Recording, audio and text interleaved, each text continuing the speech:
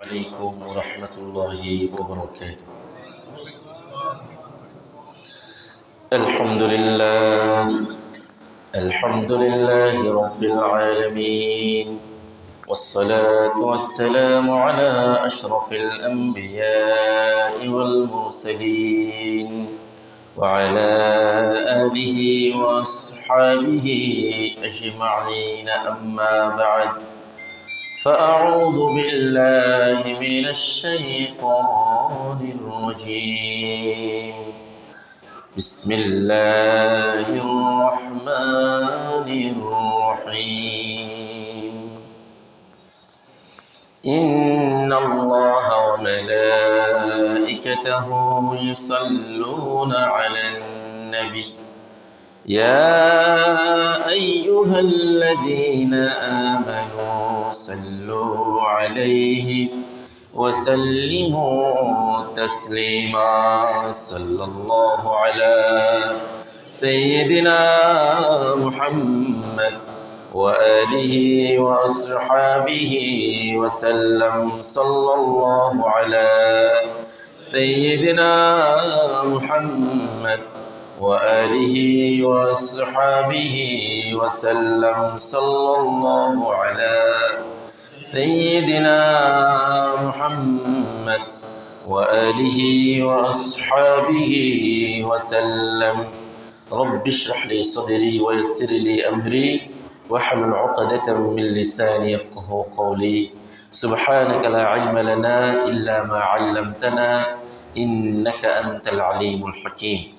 সম্মানিত উলামায়ে কিরাম, পিতৃ সমতুল্য দাড়ি পাখা মুরব্বিয়ানে আযম, অত্র এলাকার সর্বস্তরের দিনদার পরহেজগার নামাজি আমার শ্রদ্ধেয় ভাই বন্ধুগণ, রব্বুল আলামিনের দরবারে শুকরিয়া আদায় করছি যে মহান রব্বুল ইজ্জত আজকের এই মোবারকময় দিনে, বরকতময় সময়ে, রহমতপূর্ণ স্থান, পৃথিবীর সর্বোৎকৃষ্টতম জায়গা আল্লাহর ঘরে এসে বসে জুমা পূর্ববর্তী সংক্ষিপ্ত আলোচনায় আমাদেরকে অংশগ্রহণ করার সুযোগ, সুস্থতা ও তৌফিক দান করেছেন।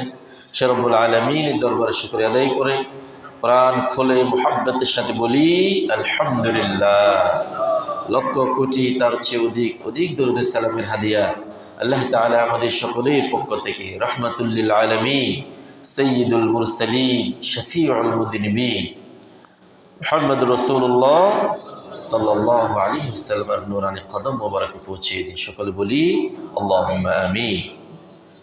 প্রিয় হাজিরিন, আজকে আমরা আমাদের সংক্ষিপ্ত পরিসরে সুনির্দিষ্ট সময়ের ভিতরে মিরাজুন নবী সাল্লাল্লাহু আলাইহি ওয়াসাল্লাম, নবীজি সাল্লাল্লাহু আলাইহি ওয়াসাল্লামের মুআজিজাগুলির ভিতরে অন্যতম মুআজিজা মিরাজ সম্পর্কে আমরা সংক্ষিপ্ত একটি আলোচনা করার চেষ্টা করব ইনশাআল্লাহ।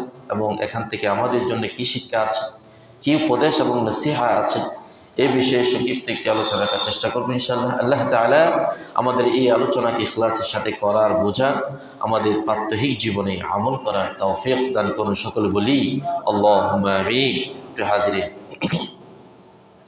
আল্লাহ রাব্বুল আলামিন ইজ্জত তার প্রেরিত নবী এবং রসুল আলাইহিমুসসালাম তাদেরকে যুগে যুগে অসংখ্য মুআজিজা দান করেছেন। আমরা আরেকদিন শুধুমাত্র মুআজিজা, নবীদের মুআজিজার উপর আমরা আলোচনা করেছিলাম সম্ভবত।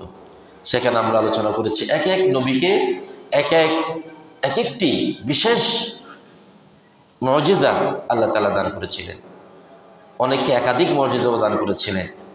এই মুআজিজাগুলি কেন? অলৌকিক ঘটনা, মুআজিজা শব্দের বাংলা আবিধানিক অর্থ অলৌকিক ঘটনা, যেগুলি স্বাভাবিক ঘটনার সাথে, স্বাভাবিক জীবন আচরণের সাথে মেলে না, অলৌকিকভাবে ঘটে, যেগুলি সাধারণ মানুষের ক্ষমতার বাইরে হয়ে যায়। আমরা যদি অসংখ্য মুআজিজার ভিতরে হযরত মূসা, ঈসা আলাইহিসসালাম এভাবে অন্যান্য আম্বিয়া আলাইহিসসালাম তাদের মুআজিজার দিকে দেখি। মূসা আলাইহিস সালামকে আল্লাহ তাআলা একটি লাঠি দিয়েছিলেন। সেই লাঠি কোনো সময় তিনি কাজে কর্মে ব্যবহার করতেন, এই লাঠি অনেক সময় সাপ হয়ে গিয়েছিল, এরকম ইতিহাস আছে ইসলামে। ঈসা আলাইহিস সালামকে আল্লাহ তাআলা চিকিৎসা বিজ্ঞানের সেই যুগে তিনি মৃত মানুষকে জীবিত করতেন আল্লাহর হুকুমে। অন্ধ মানুষের দৃষ্টি ফিরিয়ে দিতেন আল্লাহর হুকুমে। কুষ্ঠরোগীদেরকে তিনি শুধুমাত্র একটু হাত বুলিয়ে সুস্থ করে দিতেন আল্লাহর হুকুমে। মুসা আলাইহিস সালাম এভাবে তার ডান হাতকে বগলের নিচে রাখতেন আর বের করতেন, এখান থেকে আলো রশ্মি টর্চ লাইটের মতো আলো বের হয়েছে। এভাবে সমস্ত আম্বিয়া আলাইহিস সালাম তাদেরকে আল্লাহ তাআলা এক একটা মুজিজা দিয়েছিলেন। মুজিজাগুলি আল্লাহ তাআলা দেওয়ার সময় ওই সময়কে চ্যালেঞ্জ করতে পারে, ওই সময়ের পরিবেশকে চ্যালেঞ্জ করতে পারে, ওই সময়ের মানুষগুলি এই মুজিজার কারণে নবী আলাইহিস সালাম তাদের কাছে এসে মাথা নত করে দিতে পারে, এমন মুজিজা আল্লাহ তাআলা তার করেছিলেন। রাসূলুল্লাহ সাল্লাল্লাহু আলাইহি ওয়াসাল্লামকে আল্লাহ তাআলা অসংখ্য মুজিজা দিয়েছেন। মুজিজার ভিতরে সর্বশ্রেষ্ঠ একটি মুজিজা সেটি হচ্ছে কোরআনে কারীম। সুবহানাল্লাহ।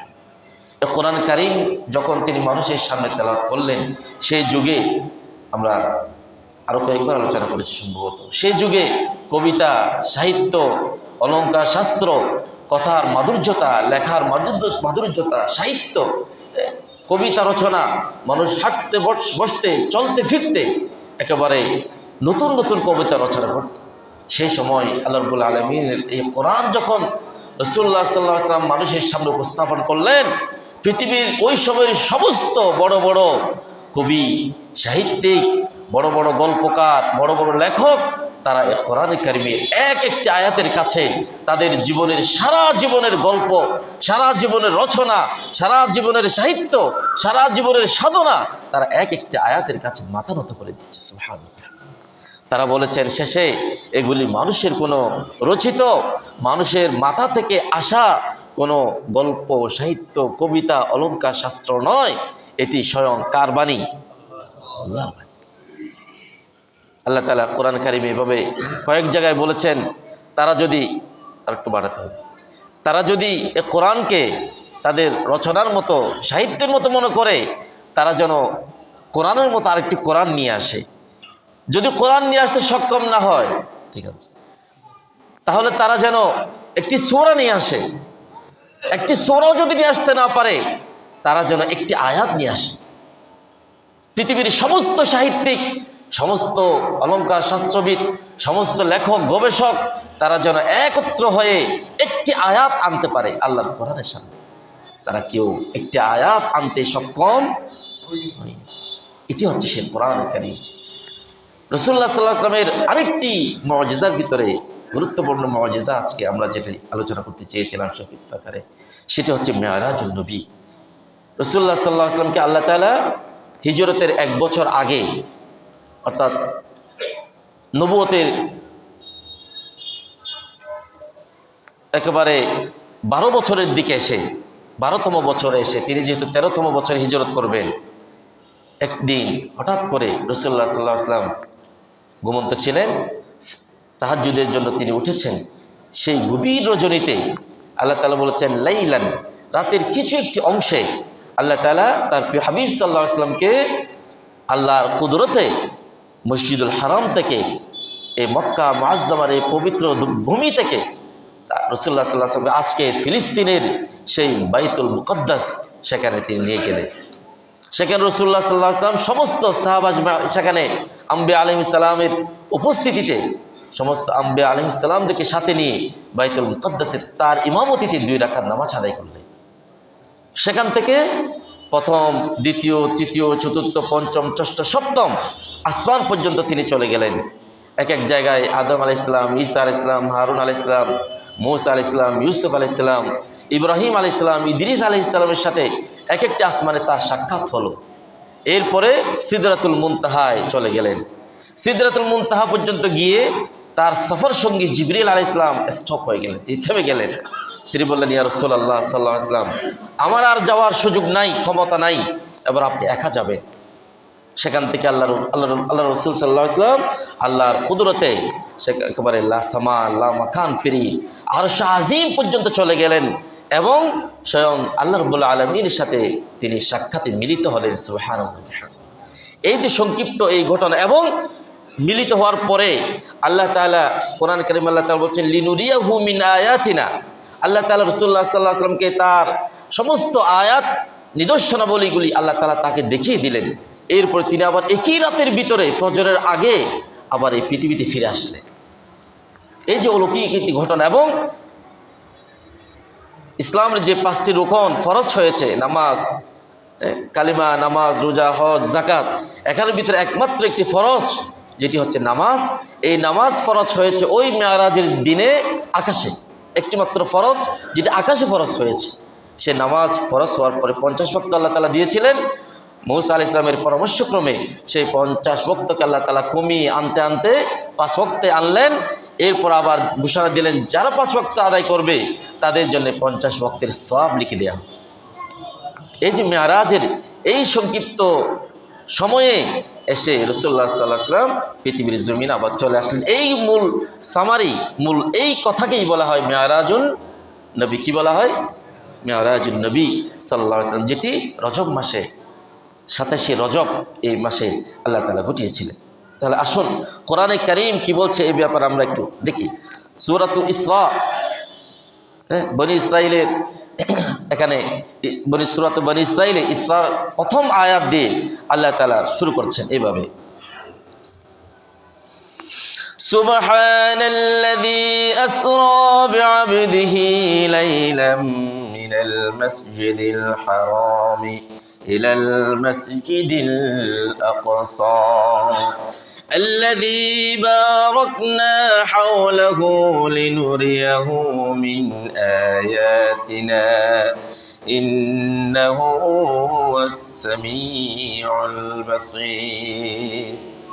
আল্লাহ তাআলা ঘোষণা দিলেন মহাপবিত্রতা ওই মহান সত্তা রব্বুল আলামিনের জন্য, যিনি রাতের কিছু একটি অংশে তার প্রিয় হাবিব অর্থাৎ প্রিয় নবী মুহাম্মদ রাসূলুল্লাহ সাল্লাল্লাহু আলাইহি ওয়াসাল্লামকে তিনি সফর করিয়েছিলেন, ভ্রমণ করিয়েছিলেন। মিনাল মসজিদিল হারাম ইলাল মসজিদিল আকসা, মসজিদ হারাম থেকে মসজিদুল আকসা পর্যন্ত সফর করালেন। আল্লাহ তাআলা তার উপরে বরকত দান করলেন, তার চতুর্পাশে আল্লাহ তাআলা বরকতময় বরকত নাজিল করলেন এবং তার নিদর্শনাবলীগুলিকে আল্লাহ রাব্বুল আলামিন তার হাবিবকে দেখিয়ে দিলেন। ইন্নাহু ওয়াস সামিউল বাসীর, তিনি সব কিছু জানেন এবং সব কিছু দেখেন এবং সব কিছু শোনেন। আল্লাহ তাআলা এই আয়াতে কারিমায় ইসরা আকারে যে সুবহানাল্লাযী আসরা, এই আসরা শব্দের অর্থ হচ্ছে ভ্রমণ করানো। তার আল্লাহ তাআলা বিআবদিহি অর্থাৎ নবীনা মুহাম্মদ সাল্লাল্লাহু আলাইহি ওয়াসাল্লাম, তার বান্দা তার প্রিয় হাবিবকে তিনি সফর করালেন। এজন্য উলামায়ে কেরাম মুফাসসিরিনে কেরাম এখানে বলেছেন লাইলান, লাইলান শব্দের এখানে অর্থ হচ্ছে রাতের কিছু অংশে। দেখেন যে সময় কোনো দ্রুতগতি কোনো যান নেই, কোনো বিমান নেই, রকেট নেই, কোনো দূরপাল্লার বাহন নেই, সে সময়ে রাতের কিছু অংশে এত কিছু সফর করে আসলেন, এটি কি সহজ কথা নাকি অলৌকিক বিষয়? অলৌকিক বিষয়। এই জন্য এটি মুজিজাতুন নবী সাল্লাল্লাহু আলাইহি ওয়াসাল্লাম। আল্লাহ রাসূল সাল্লাল্লাহু আলাইহি ওয়াসাল্লাম যখন পৃথিবীতে আসলেন, ফজরের নামাজ পড়লেন, সাহাবা আজমাইনকে অভ্যাস মতো নামাজের পরে ফিরে তিনি প্রতিদিন এভাবে ওয়াজ নসিহত করতেন, আলোচনা করতেন, তাদের খবরাখবর নিতেন। যখন মেরাজের কথা বললেন, সাহাবা আজমাইন এক বাক্যে রাসূলুল্লাহ সাল্লাল্লাহু আলাইহি ওয়াসাল্লামের এই মেরাজের কথা তারা মেনে নিলেন। সুবহানাল্লাহ, সুবহানাল্লাহ বলবেন না? তারা প্রশ্ন করেন, ইয়া রাসূলুল্লাহ কিভাবে সম্ভব, কিভাবে পসিবিলিটি, কি বলেন আপনি? মক্কা থেকে মদিনায় যেতে তো আমাদের শত শত এভাবে অনেক সময়ের প্রয়োজন, আপনি বলছেন সেই মক্কা থেকে বাইতুল মুকাদ্দাস, সেখানে আবার নামাজ পড়ালেন, সেখানে আম্বিয়া আলাইহিস সালামের সাথে সাক্ষাৎ করলেন, এরপরে আসমানে সপ্তম আসমান পর্যন্ত গেলেন, যাওয়ার সময় আবার এক এক আসমানে এক এক নবীদের সাথে আপনি সাক্ষাৎ করলেন, সালাম বিনিময় করলেন, কুশল বিনিময় করলেন, এরপরে সিদরাতুল মুনতাহা, এরপরে আরশ আজিম, এরপরে নামাজ ফরজ হওয়া, এরপর আল্লাহর সাথে মোলাকাত, এত কিছু হয়ে গেল, আবার আপনি ফিরে আসলেন। কষ্ট করেননি, কারণ যে মানুষ জীবনে তারা দেখেছেন ইসলামের আগেও যে মানুষ জীবনে একটিবারও মিথ্যা কথা বলেননি, জীবনে কারোর সাথে প্রতারণা করেননি, জীবনে কাউকে কোনোদিন মন্দ ব্যবহার করেননি, জীবনে কাউকে কোনোদিন ঠকাননি, জীবনে কারোর সাথে কোনোদিন কষ্ট দেননি, এই মানুষ কখনো মিথ্যা বলতে পারেন? এই মানুষ কখনো বানিয়ে বানিয়ে গল্প বলতে পারেন না? তারা এক বাক্যে মেনে। কিন্তু কাফেররা হাসাহাসি করা শুরু করলো, টিটকারি দেওয়া শুরু করলো। কি বলছে? মুহাম্মদ সাল্লাল্লাহু আলাইহি ওয়াসাল্লাম, আমরা তো আগেই বলেছিলাম সে পাগল হয়ে গিয়েছে, সে জাদুগ্রস্ত, সে এই নাউযুবিল্লাহি মিন যালিক এভাবে বলছিল। প্রতিমধ্যে মক্কার বড় বড় কুরাইশের বড় বড় নেতারা আবু বকর রাদিয়াল্লাহু তাআলা আনহুকে পেয়ে তখনও তিনি মসজিদে আসেননি। প্রতিমধ্যে তাকে বলছেন, আবু বকর তুমি কি শুনেছ রাদিয়াল্লাহু তাআলা তোমার প্রিয় বন্ধু, তোমার সেই বাল্যকাল থেকে এখনের প্রিয় বন্ধু, তোমার প্রিয় বন্ধু মুহাম্মদ সাল্লাল্লাহু আলাইহি ওয়াসাল্লাম সে বলছে, তিনি বলছেন তিনি নাকি রাতের এই করে আসলেন। আবু বকর রাদিয়াল্লাহু তাআলা বললেন এক বাক্যে কাফেরদের কথা শুনে তিনি এটিও বলেননি আচ্ছা ঠিক আছে আমি একটু যাই দেখি তিনি কি বলছেন, আমি একটু শুনি। তিনি বলেননি। সাহাবা আজমাইনের প্রেম ছিল, ভালোবাসা ছিল, মুহাব্বত ছিল এরকম। তিনি বলছেন আমার নবী কি সেটি বলেছেন? কাফেররা বলছে হ্যাঁ তিনি বলেছেন। আবু বকর রাদিয়াল্লাহু তাআলা বলছেন যদি নবীজি বলে থাকেন তাহলে সেটিকে আমি সত্যায়ন করে দিলাম, আমি সেটিকে সাদ্দাকনা ওয়া আমান্না, আমি সেটিকে সত্যায়ন করলাম এবং সেই কথার উপর আমি ঈমান আনলাম, বিশ্বাস করলাম। সুবহানাল্লাহ। আবু বকর রাদিয়াল্লাহু তাআলা নবীজির দরবারে আসার আগেই যখন এই সংবাদ শুনলেন, আবু বকর রাদিয়াল্লাহু তাআলা সেদিন রাসূলুল্লাহ সাল্লাল্লাহু আলাইহি ওয়াসাল্লাম বললেন, আবু বকর তোমার নামের সাথে আজকে আমি উপাধি দিলাম as-সিদ্দিক, তুমি হলো বড় সত্যবাদী ব্যক্তি। সুবহানাল্লাহ। সেদিন থেকে আবু বকর রাদিয়াল্লাহু তাআলার নামের সাথে একটি উপাধি হয়ে গেল আবু বকর as-সিদ্দিক। সিদ্দিকত্ব কি? সত্যায়নকারী, সত্যবাদী। আবু বকর আজকে থেকে তোমাকে মানুষ কিয়ামত পর্যন্ত আবু বকর সিদ্দিক হিসেবে জানবে। সুবহানাল্লাহ বিহামদিহি সুবহানাল্লাহিল আযীম। প্রিয় হাজিরিন, রাসূলুল্লাহ সাল্লাল্লাহু আলাইহি ওয়াসাল্লাম কারণ সাহাবা আজমাইন যারা রাসূলুল্লাহ সাল্লাল্লাহু আলাইহি ওয়াসাল্লামের নূরের, তার রূহানি, তার ভালোবাসা, তার উদারতা, তার প্রেম মুহাব্বতের সংস্পর্শে যারা এসেছিলেন তারা তো পৃথিবীর সর্বশ্রেষ্ঠ মানুষে পরিণত হয়ে গেলেন। তারা তাদের নিজেদের জীবনের আমূল পরিবর্তন তারা লক্ষ্য করলেন, তাদের হৃদয় পরিচ্ছন্ন হয়ে গেল। যে মানুষগুলি কয়েকদিন আগেও পৃথিবীর সমস্ত পাপাচারের ভিতরে আখণ্ড নিমজ্জিত ছিলেন, এই মানুষগুলি এমন মানুষে পরিণত হলেন। আল্লাহ তাআলা তাদের ব্যাপারে বললেন এই মানুষগুলি জান্নাতি, এদের উপর আমি সন্তুষ্ট, এরাও আমার উপর সন্তুষ্ট। সুবহানাল্লাহ সুবহানাল্লাহ বলবেন না? চিন্তা করে দেখেন যে মানুষগুলি পৃথিবীর এমন কোনো পাপ ছিল না যারা করেন নাই, একেবারে আখণ্ড নিমজ্জিত একটি পাপের সাগরে সেই মানুষগুলি অল্প কিছুদিনের ভিতরে এমন পরিবর্তিত মানুষ, এমন সোনার মানুষে পরিণত হলো। আল্লাহ তাআলা বললেন রাদিয়াল্লাহু আনহুম ওয়া রাদু আন, তারা আমার উপর সন্তুষ্ট, আমি তাদের উপর সন্তুষ্ট। কেন? কিভাবে সম্ভব? আল্লাহর কোরআন বলছে সূরা আলে ইমরান 164তম আয়াতে বলছেন আল্লাহ তাআলা যে মানুষকে নিয়ামত দিয়েছেন, যে আমাদের চোখ নিয়ামত, কথা বলছি নিয়ামত, জিহ্বা নিয়ামত, শুনছি নিয়ামত, এখানে হেঁটে হেঁটে এসেছি নিয়ামত, আমরা এখানে বসে আছি নিয়ামত, আমাদের অক্সিজেন কার্বন ডাইঅক্সাইডের কাজ করছে, আমাদের ব্লাড সার্কুলেশনে কাজ করছে, এগুলি সমস্ত কিছু নিয়ামত কার? এরপরে আল্লাহ তাআলা আমাদেরকে সন্তান সন্ততি দিলেন, ব্যবসা বাণিজ্য দিলেন, রিজিক দিলেন, সৌন্দর্য দিলেন, আমাদের জ্ঞান দিলেন, মেধা দিলেন, প্রতিভা দিলেন। পৃথিবীর সর্বোৎকৃষ্টতম প্রাণী হিসেবে ওয়ালাকাদ কাররামনা বানি আদম, আমি সবচেয়ে বড় সম্মানিত হিসেবে বনি আদমকে সম্মানিত করেছি, মানুষ বানালেন। সমস্ত কিছু নিয়ামত কার? আরো জোরে বলেন নিয়ামত কার? আল্লাহ সেই আল্লাহ বলছেন যত নিয়ামত দিলাম সমস্ত নিয়ামতের ভিতরে তোমাদের কাছে সবচেয়ে বড় নিয়ামত হলো তোমাদের ভিতর থেকে আমি একজন তোমাদের জন্য রসুল পাঠিয়েছি। সুবহানাল্লাহ। কারণ সেই রসুল কি করেছেন? আল্লাহর কোরআন বলছে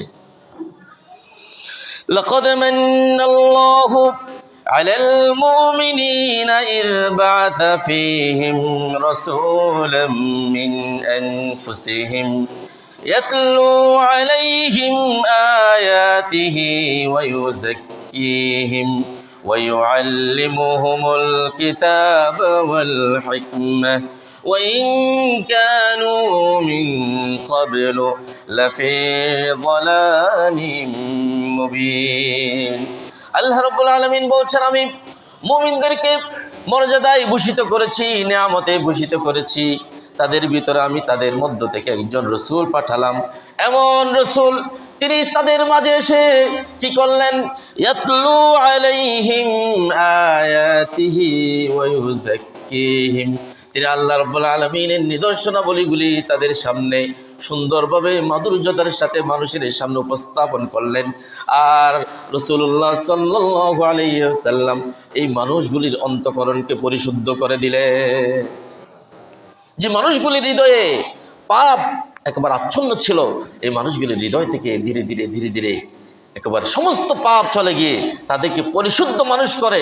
রাসূলুল্লাহ সাল্লাল্লাহু আলাইহি ওয়াসাল্লাম বললেন, আমার যুগের মানুষরা হলো পৃথিবীর সর্বোৎকৃষ্টতম মানুষ। সুবহানাল্লাহ, খায়রুল কুরুন কুরুনি। এরপরে তিনি কি করলেন? তাদের অন্তঃকরণকে পরিশুদ্ধ করে দিলেন। এরপরে আল্লাহ তাআলা বলছেন, ওয়ায়ুআল্লিমুহুমুল কিতাবা ওয়াল হিকমাতা ওয়া ইন কানু মিন ক্বাবলু লাফি যালালিম মুবিন। তিনি তাদেরকে কোরআন শিক্ষা দিলেন, কিতাব শিক্ষা দিলেন, সুন্নাহ শিক্ষা দিলেন, হিকমা শিক্ষা দিলেন, প্রজ্ঞা শিক্ষা দিলেন, উদারতা শিক্ষা দিলেন, ভালোবাসা, সহমর্মিতা, সম্প্রীতি, প্রেম, মায়া, মমতা শিক্ষা দিলেন, ভদ্রতা শিক্ষা দিলেন, শিষ্টাচার শিক্ষা দিলেন, সৌজন্যতাবোধ শিক্ষা দিলেন। এই মানুষগুলো অথচ কিছুদিন পূর্বেও একেবারে পাপের সাগরে আকণ্ঠ নিমজ্জিত ছিল। অনুরূপভাবে সূরাতুল জুমআ দ্বিতীয়তম আয়াত আল্লাহ তাআলা বলছেন, ওই মহান সত্তা আল্লাহ তাআলা বলছেন, ওয়াল্লাযী বাআসা ফিল উম্মিয়িনা রাসূলাম মিনহুম।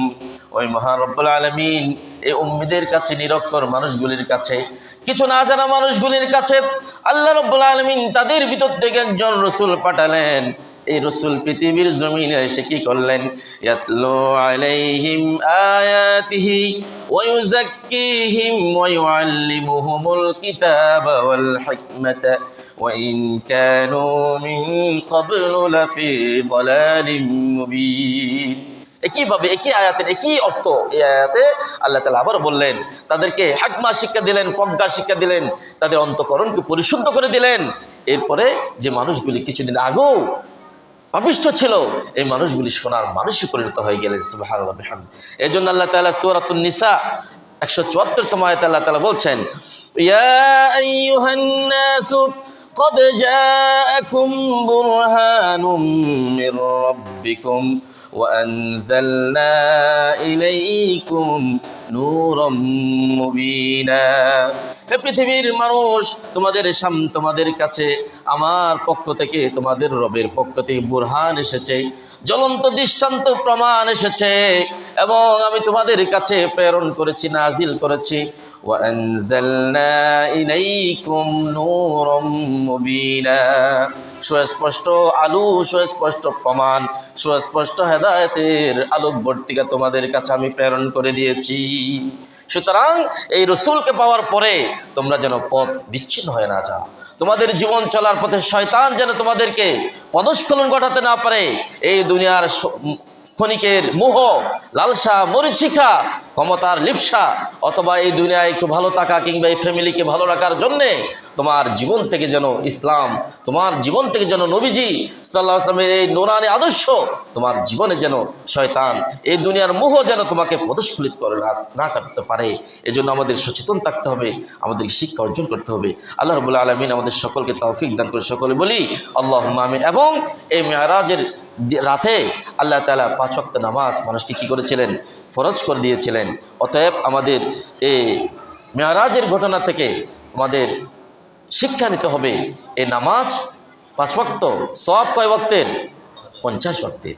এটি ফরজ, এটা হচ্ছে সিলাতুন বাইনা আবিদিহি ওয়া রাব্বিহ, বান্দা এবং তার রবের ভিতরে সম্পর্ক স্থাপনের একমাত্র বড় একটি মাধ্যম হচ্ছে নামাজ। এজন্য রাসূলুল্লাহ সাল্লাল্লাহু আলাইহি ওয়াসাল্লাম বলেছেন, আমি মেরাজ করেছিলাম আর শাহজিমে গিয়ে, কিন্তু আমার উম্মতের মেরাজ হচ্ছে নামাজ। আসসালাতু মেরাজুল মুমিনিন, মুমিনদের মেরাজ হচ্ছে নামাজ। সুতরাং এই নামাজ যেন আমাদের জীবন থেকে শুধুমাত্র আমরা যেন জুমার নামাজের মুসল্লি না হয়ে 5 ওয়াক্ত নামাজের মুসল্লি হই। আমাদের মা, বোন, ছেলে মেয়ে, স্ত্রী, পুত্র, পরিজন সকলে যেন নামাজি হয়ে যায়। মানুষ যদি নামাজি হয় তাহলে মানুষের এই সমাজ থেকে, রাষ্ট্র থেকে, পরিবার থেকে সমস্ত ফহশাত, অশ্লীলতা, পাপাচার, সমস্ত অবৈধ অনাচার চলে যাবে, একটি সুন্দর সমাজ পরিণত হবে। আল্লাহ রাব্বুল আলামিন যেহেতু বলেছেন, ইন্নাস সালাতা তানহা আনিল ফাহশাই ওয়াল মুনকার, নামাজ মানুষকে সমস্ত মুনকার থেকে, ফহশাত থেকে, অশ্লীলতা থেকে, পাপাচার থেকে নামাজ মানুষকে কি করবে? হেফাজত করবে। ওলামায়ে কেরামকে প্রশ্ন করা হলো, আমরা তো নামাজও পড়ি, আবার সুদও খাই, নামাজও পড়ি, ঘুষও খাই, নামাজও করি, ব্যভিচারও করি, নামাজও পড়ি, আবার আরেকজনের উপর জুলুমও করি, নামাজও পড়ি, যাকাতও দেই, হজও করি, এগুলিও করি, কিন্তু আমরা আবার সমান তালে মসজিদ থেকে বের হয়ে আবার খারাপ কাজও করি। পরামর্শ আসলো, তাহলে তোমার নামাজের মতো হচ্ছে। নামাজ হচ্ছে, এটি একটি জাস্ট নিয়ম পালন হচ্ছে, কিন্তু নামাজের মতো হচ্ছে। অতএব এই নামাজ যেন নামাজের মতো হয়, খুশু-হুজুর সাথে। যে নামাজ পড়লে আল্লাহ তাআলা অন্তঃকরণকে পরিশুদ্ধ করে দেন, যে নামাজ পড়লে মানুষের ঘরে, রিজিকে, জীবনে, তার জীবন চলার প্রতিটি রন্ধ্রে রন্ধ্রে রহমত এবং বারাকা আসে, সে নামাজি হওয়ার, সেরকম নামাজ পড়ার তৌফিক আল্লাহ তাআলা আমাদের সকলকে দান করে। সকলে বলি আল্লাহুম্মা আমিন।